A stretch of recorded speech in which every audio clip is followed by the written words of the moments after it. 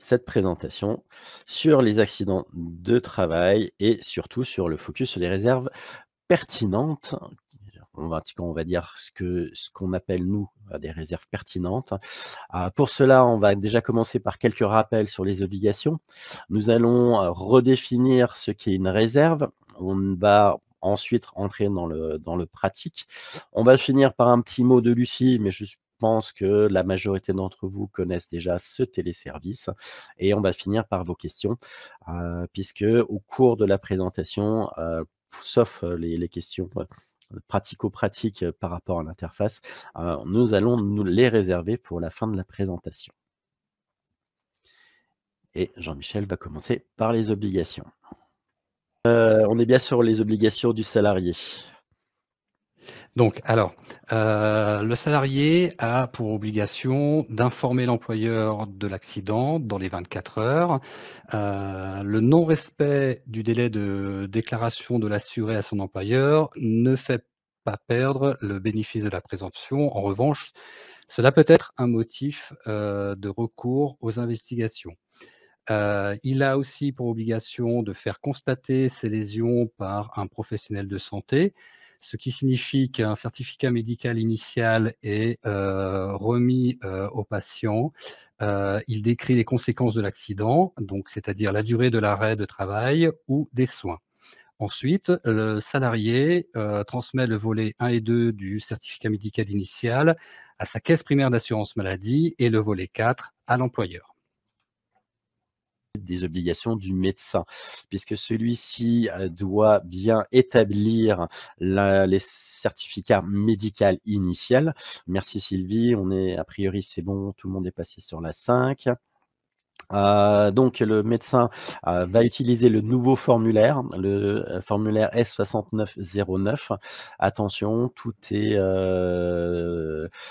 c'est ressemble à l'ancien, sauf qu'il n'y a plus aucune information concernant un arrêt de travail. Ce nouveau formulaire reste obligatoirement, à remplir par le médecin puisqu'il est, obligatoire pour qu'on puisse débuter l'instruction de notre côté.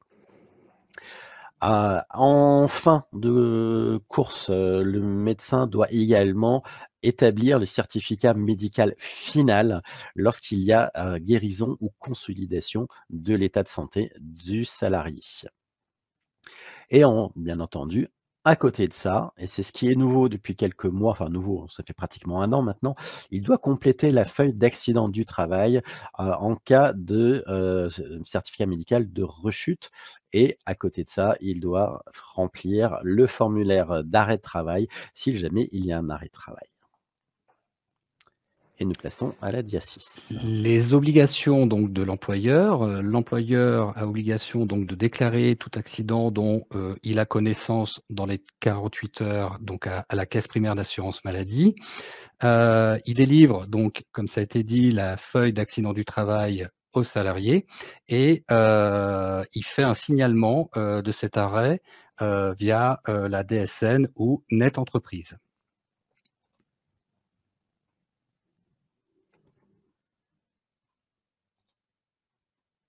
Les obligations de la CPAM, Alors vas-y, termine. donc la caisse primaire d'assurance maladie, a aussi, des obligations. C'est de constituer un dossier et attribuer un numéro de sinistre, d'informer la CARSAT et l'inspection du travail, de procéder, aux investigations nécessaires, donc c'est ce qu'on appelle l'instruction du dossier, par exemple le questionnaire, AT-MP qui est envoyé aussi bien à l'employeur qu'au salarié. Et quand cette partie-là est terminée, il y a, le contradictoire qui est à respecter et puis, quand ce traitement du dossier est effectué, il y a le versement des indemnités journalières.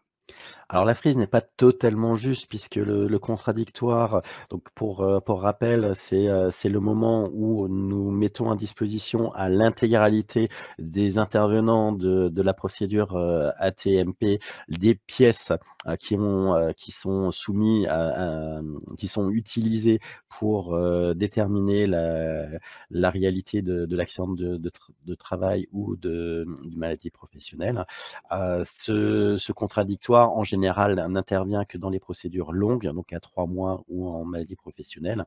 Et donc les versements d'indemnités journalières va bien entendu commencer heu, lorsque c'est une procédure longue ou, c'est vrai, la plupart du temps, dans la foulée de ce contradictoire, lorsqu'on est sur une périodicité courte puisque, vous le savez peut-être, on est bien, nous, dans les délais, soit un délai de 30 jours pour, les cas simples ou un délai de 90 jours lorsqu'il y a, donc investigation et du coup une présentation du contradictoire. Voilà, c'était juste que pour quelques rappels supplémentaires. Lionel, j'ai juste une question. Sur un accident de travail et arrêt d'un seul jour, le jour même, doit-on faire une attestation de salaire, même pour un jour d'arrêt qui est On celui de répondra à tout ça à la fin. On D'accord, répondra à Jean-Michel, parce qu'il y en avait eu d'autres juste avant, donc je préfère, mettre tout le monde du coup dans le même sac. On répondra à tout ça à la fin.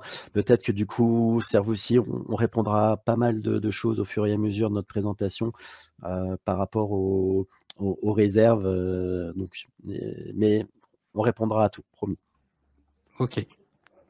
Alors, on va rentrer dans le vif du sujet, c'est-à-dire la réserve. Qu'est-ce que c'est une réserve? C'est, déjà un élément que vous devez nous faire parvenir au plus tard dans les 10 jours francs suivant la déclaration d'accident du travail. On rappelle que, cette réserve est, régie par l'article R 441-6 du code de la sécurité sociale. C'est quoi? C'est une remise en cause, du caractère professionnel de l'accident. Attention, lorsque vous employez le conditionnel, ce n'est en aucun cas une réserve. C'est juste une forme, de conjugaison. Pour nous, ce n'est rien de plus que ça. Faites bien attention, «il semblerait que», «il s'agirait que» et cetera, ce n'est en aucun cas une réserve. Donc le caractère professionnel d'un sinistre. Les réserves, alertant sur le caractère professionnel d'un sinistre peuvent, par exemple, porter sur les circonstances de temps et de lieu. Une cause totale étrangère au travail, par exemple une absence de subordination, un état pathologique antérieur accompagné d'une réserve sur le fait accidentel et l'absence de témoins motivés. Bien évidemment, le recours aux investigations est alors systématique. On entend par, réserve, à titre d'exemple, sont considérées comme des réserves les mentions, suivantes indiquées dans le champ des réserves. Non-port des, équipements, des EPI, réserve ou réserve motivée, donc on coche oui, accident causé par un tiers et réserve à venir. L'employeur n'a pas à rapporter la preuve des faits allégués ou du caractère non professionnel du sinistre dans la mesure où tel est justement l'objet des investigations réalisées par la caisse. Alors petite, remarque supplémentaire par rapport à ce que vient de dire, Jean-Michel. Effectivement, vous pouvez parfaitement dire que votre salarié n'a pas porté, ces équipements de protection, qui sont normalement obligatoires ou qui sont, certainement, rajoutés dans votre règlement intérieur. C'est pas parce qu'il ne les porte pas que nous, on va forcément ne pas reconnaître l'accident du travail. Ce sont 2 choses totalement différentes. Mais bon, ça, on y reviendra certainement un peu plus tard. Les quelques éléments contextuels, par exemple de temps et de lieu. Vous allez ça peut-être mettre que le salarié n'était pas sur le lieu du travail au moment supposé de l'accident. Par exemple, vous allez indiquer: «Le salarié n'a pas badgé ce jour-là». Ou alors vous allez préciser que l'accident a eu lieu en dehors des horaires de travail et vous allez, dans vos réserves, indiquer que le salarié s'est blessé, pardon, à l'occasion d'un entraînement sportif ou d'un match. Du coup, non sur son lieu de travail. Alors une équipe, d'entreprise, il peut y avoir un lien de subordination avec l'employeur. Mais ça, c'est un autre sujet. Donc quelques exemples d'éléments contextuels, cause étrangère au travail. Ça peut être que, les lésions sont liées à une activité ludique à laquelle s'adonnaient des salariés dans les locaux de l'entreprise sans autorisation et non organisés par l'employeur. Le salarié a quitté son poste pour réparer son cyclomoteur, par exemple dans le parking de l'entreprise. ou un salarié qui s'isole volontairement avec une tierce personne pour un motif personnel ou pour s'adonner à une activité illicite. La suspension du contrat de travail, grève, arrêt de travail fait aussi partie de ces causes étrangères au travail. Il faut savoir que ces réserves n'établissent pas en quoi le salarié se serait placé hors du lien de subordination. Il a peut-être commis une faute, non-respect des règles de procédure, mais était bien dans l'exercice de son travail. Faites bien attention de toujours séparer ce qu'il aurait dû faire de ce qu'il a fait réellement et de l'endroit et de l'heure où ça a été fait. Nous sommes obligés de faire ces distinguos et la réglementation est plutôt stricte et claire dans la plupart des cas. Alors, les réserves concernant l'état pathologique antérieur. Il arrive plus ou moins fréquemment que vous soyez au courant d'antécédents médicaux, ce qui va, pour vous en tout cas, remettre en cause la réalité de l'accident ou son caractère professionnel. Attention, ce n'est pas une réserve nous obligeant à ouvrir une instruction contradictoire. Il faudra vraiment, rajouter nous prouver que, le fait accidentel n'a pas été avéré, n'est pas prouvé, heu, mettant en cause une aggravation, par exemple, de l'état de santé de votre salarié. Je prends un exemple, d'un salarié qui a des problèmes, qui a des problèmes de genoux, c'est connu, il est soigné régulièrement pour ça et il a un accident du travail mettant en cause, cette partie du corps. Simplement, si le salarié se cogne dans le bureau pendant les heures de travail sur le genou et ben, il y a de grandes chances que cet élément soit, reconnu comme accident de travail puisqu'il y aura une aggravation de son état de santé, de fait d'un accident au cours des heures et enfin, des horaires de travail. Donc faites bien attention, cela peut, être une réserve, mais ce n'est pas une obligation et ce n'est pas systématique. Donc les réserves portant sur l'absence de témoins, la seule mention de l'absence de témoins ne, détruit pas à elle seule la présomption d'imputabilité. La réserve sera considérée comme pertinente si l'absence de témoins est anormale au regard des circonstances de l'accident, si l'accident provoque des lésions invisibles, douleurs ou troubles psychologiques. Exemple de réserve qui peut être justifiée au moment du prétendu accident, aucun autre salarié n'a constaté l'accident alors que le poste du salarié implique la présence permanente d'autres salariés. Et les lésions invisibles, seuls les dires de l'agent, par exemple, elle nettoyait les sanitaires d'un train accroupi, une douleur est apparue au dos. En préparant les palettes, le salarié aurait ressenti une douleur dans le dos. Ça, c'est ce qu'on appelle les lésions invisibles. Alors, pour les réserves portant sur la faute intentionnelle du salarié. Dans ce cas-là, c'est simplement que votre salarié, par énervement, va, accomplir, un acte le blessant lui-même ou même autrui. Dans ce cas-là, la réserve pourra être, pris en compte, en cas de violence de la victime à son initiative, lorsque cette violence est dirigée contre elle-même ou un tiers. Par exemple, le salarié, s'énerve parce que, son contremaître, lui refuse le congé, du vendredi, parce que ça désorganiserait complètement l'équipe et de rage, le salarié, donne un coup de poing soit au contremaître en question, soit au mur à côté de lui et l'un ou l'autre ou les 2 sont blessés. Dans ces cas-là, vous n'avez bien entendu en aucun cas dit à votre salarié de se blesser ou de blesser, son contremaître. Donc il échappe à votre subordination et dans ce cas-là, bien entendu, la réserve est non seulement, nécessaire, mais très bienvenue pour justement, non qualifier, de professionnel les liaisons ou l'accident survenu. Par contre, vous devez tout déclarer.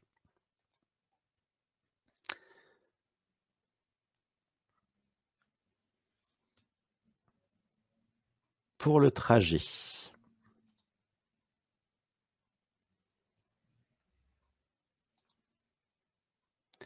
alors là, les notions de réserve vont être,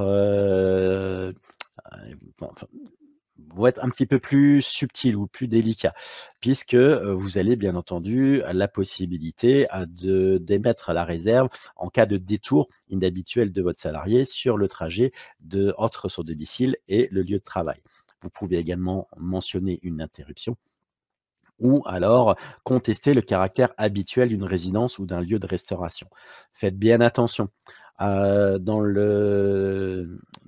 la notion d'inhabituel ou d'interruption, puisque, par exemple, si votre salarié a l'habitude, 1 fois par semaine, de faire un léger détour de son trajet pour s'arrêter à une boulangerie, chercher des petits pains pour les collègues, on est bien sur un détour, mais qui n'a pas de caractère d'inhabituel.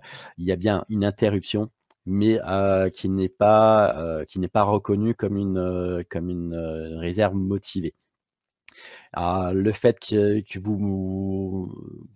votre salarié change de lieu de séjour habituel, par exemple pour des travaux ou un week-end ou voilà, ou pour une raison, autre que professionnelle et que, ce caractère en fait a un caractère d'obligatoire ou de vie courante, ces réserves-là ne seront pas acceptées. En tout cas, ne se vous pouvez toujours les émettre, mais elles ne seront pas reconnues comme telles, et pour, empêcher la reconnaissance du caractère professionnel de l'accident de trajet. Christelle, vous avez un problème sur le message que là, il va commencer.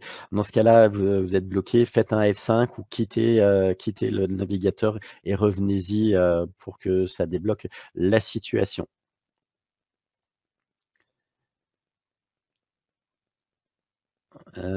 Patricia, vous avez une excellente remarque, je me permets d'exceptionnellement l'intégrer tout de suite. Effectivement, si, dans le cadre d'un d'un salarié, qui change, de compagnon et qui du coup, donc change de lieu de villégiature, plus ou moins, ponctuel ou habituel, on est sur un cas de la vie courante qui est parfaitement accepté ou toléré dans le cadre de la reconnaissance d'accident de trajet ou d'AT.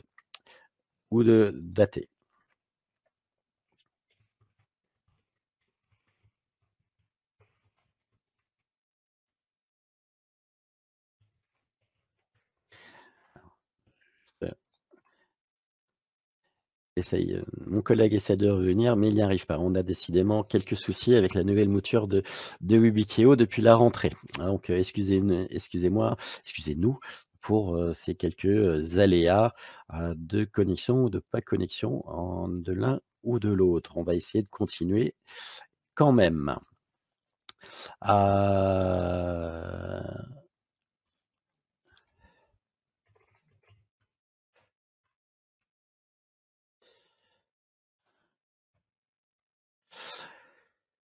Heu, les accidents de mission, décidément, je suis perturbé. En cas de mission, comme d'habitude, le salarié bénéficie de la présomption d'imputabilité. Je fais la lecture, hein, parce que c'est vraiment, c'est un cas extrêmement protecteur, la mission. Dans ces cas-là, votre salarié est très protégé. Et il va être protégé à partir du moment où il quitte son domicile pour la mission et jusqu'au moment où il va revenir de sa mission, qu'elle soit de courte durée ou de, plus longue durée, qu'elle soit proche du domicile ou, du lieu de travail habituel ou au contraire très très éloigné.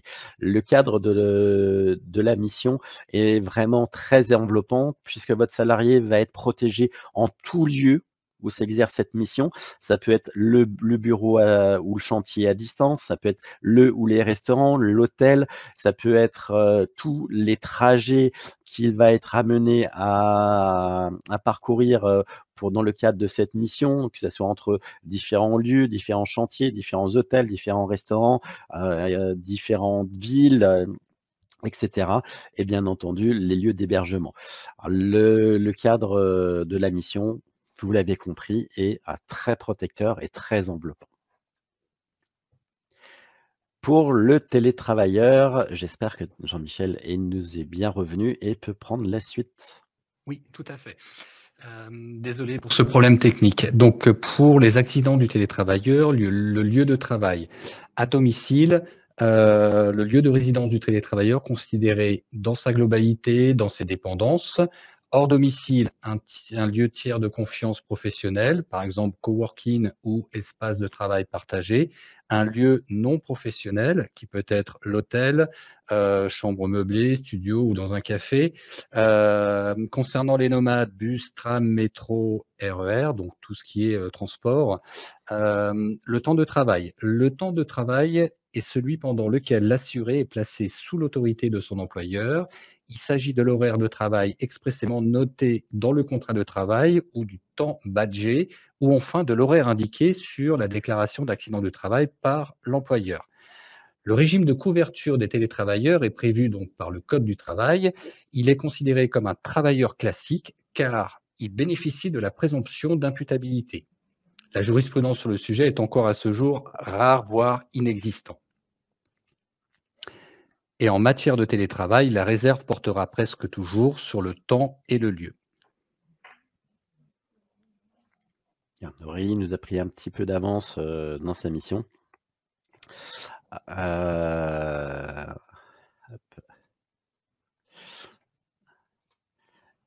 Quelques questions un peu pièges, hein, on prendra le temps d'essayer de bien vous y répondre. Alors sur la notion de trajet, puisque là, entre le domicile et le lieu de travail, il n'y aura pas, en fait de trajet, dans ce cas-là, donc il ne peut avoir d'accident de trajet en cas de télétravail. Par contre, si le salarié dépense son lieu de travail dans un lieu spécifique qui n'est pas sa résidence, par exemple sur un espace de coworking, où il prend l'habitude, ils sont plusieurs, je prends un cas j'invente, hein, mais ça peut arriver.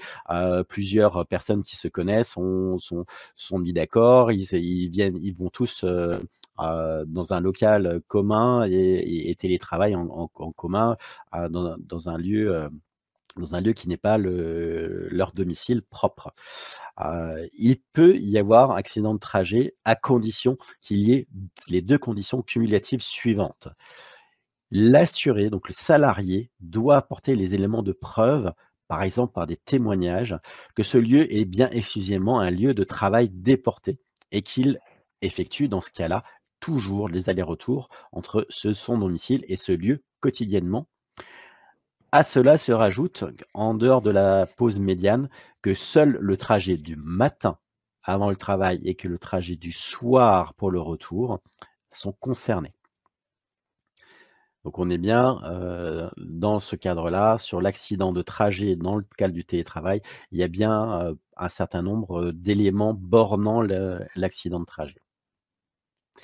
Il faut savoir que tout ce qu'on vous dit par rapport au télétravail, ce sont, des éléments qui sont apportés au fur et à mesure que le temps avance, puisque bien entendu le télétravail s'est fortement développé ces dernières années et que nous n'avons pas tout à fait, enfin que nous n'avons pas la jurisprudence comme on peut en avoir sur les autres, accidents de travail ou accidents de trajet habituels.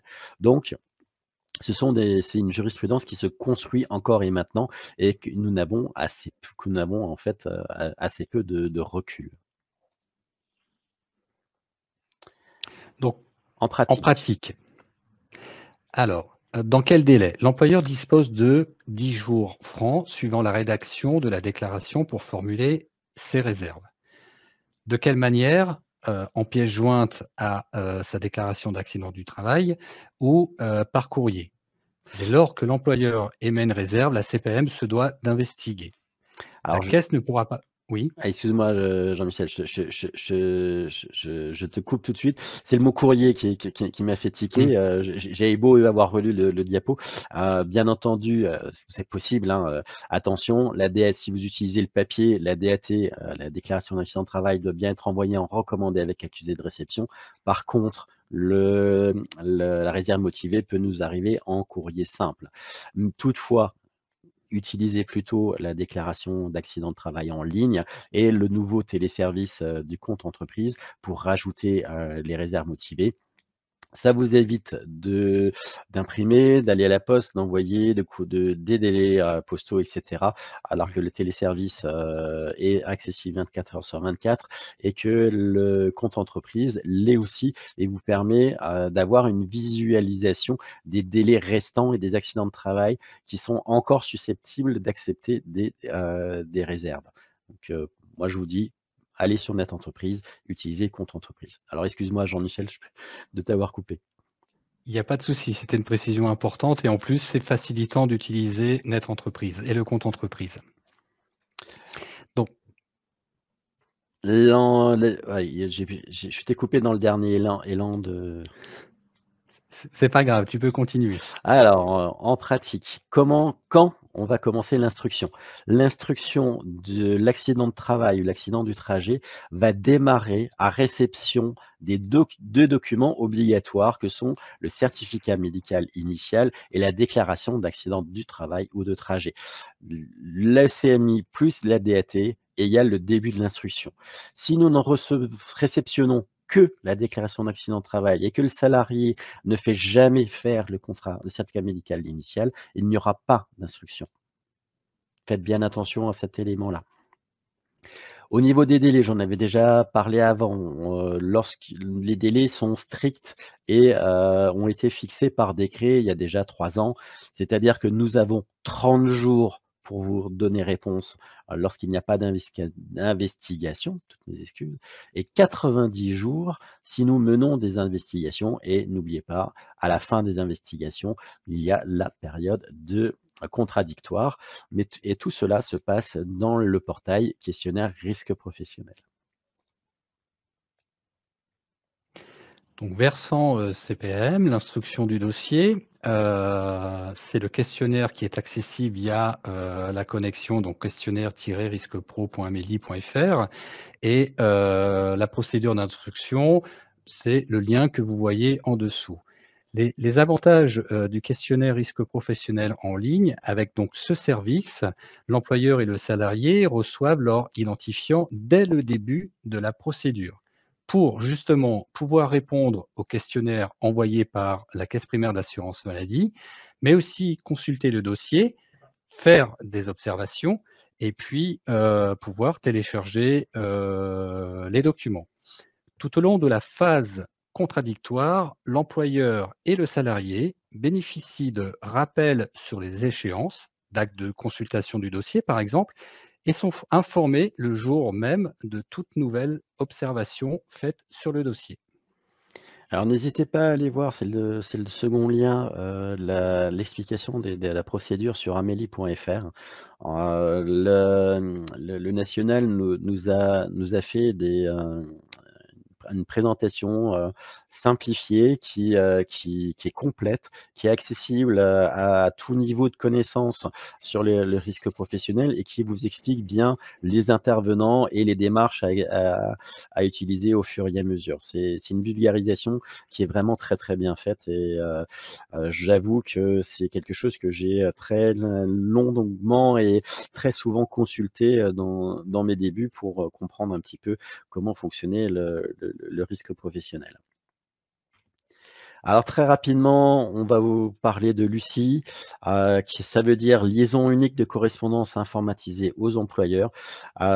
Contrairement à QRP, c'est-à-dire questionnaire risque professionnel, qui est un portail qui est plutôt très, très connu, puisque en fait, dès qu'il y a investigation, on y fait appel et que vous réceptionnez un courrier. L'UCI, par contre, vous n'allez pas forcément recevoir le courrier puisque le but de cette petite plateforme, c'est de permettre la dématérialisation des courriers.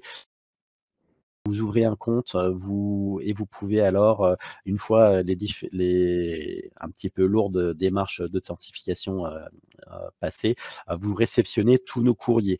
Dans le cadre d'un télétravail ou d'une dématérialisation, cela permet d'aller plus vite et de vous assurer que la personne qui a besoin d'être destinataire des courriers ou de traiter, les courriers de risque professionnel, qu'il puisse les avoir rapidement et de façon, fiable.